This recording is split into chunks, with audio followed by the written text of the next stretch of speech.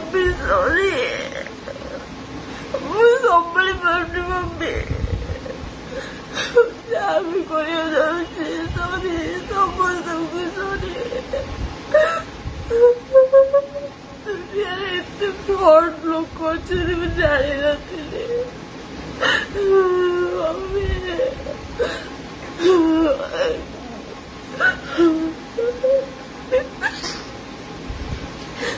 5 ବର୍ଷ ରିଲେସନରେ ରହିକି ବି मार्च 1 रे बाहर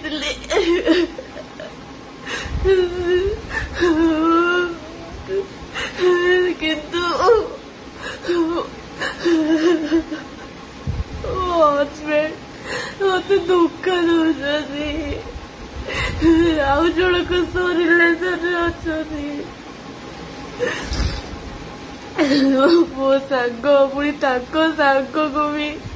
राति 1-2 बजे कथा जानीदेली से सब मोर बड़ भूल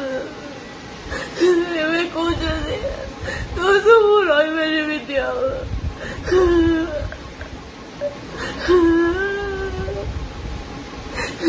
डिवोर्स अरे यार वो बहुत कष्ट सही यार छोट बड़ू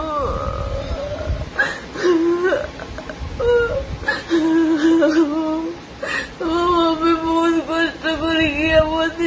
को बहुत बड़ कर भावु नथी बहुत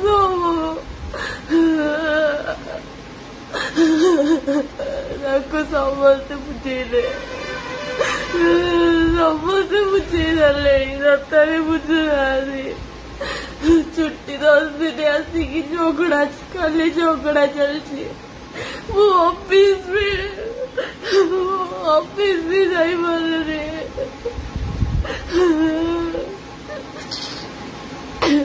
भाई भी पूछे कौन अरे सी एत दिन आसती मो सहित टाइम स्पेंड भी करना आउ थे भाई आसिक नहीं गले मु कहली मु भी जीवी तोते भी मत कहते ते लगुच तोर भाया रिलेसन रही पार कौन कर 5 वर्ष रही सब सरला पुणी मैरेज पर किए कौन रही कहीं मत बाहुल कहीं मत बाहुल मुझे क्षमा कर दे मम्मी मुझे क्षमा कर दे निज को संभाली पारुनी फैमिली से सुधरवे सत भी सुधर ना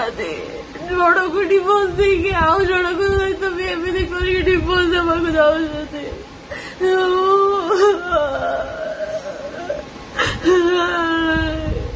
ये गोटे फ्रॉड मोस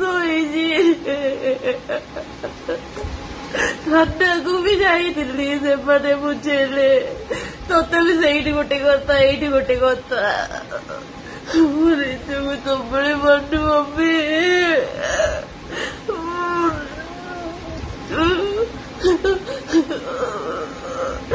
आज जहाँ भी हम मम्मी मत क्षमा कर दू बोली गोटे झील दिला बोली समस्त को क्षमा मांगुची मुझे संभाली पारुनी सीरियसली संभाली पारुनी सीरियसली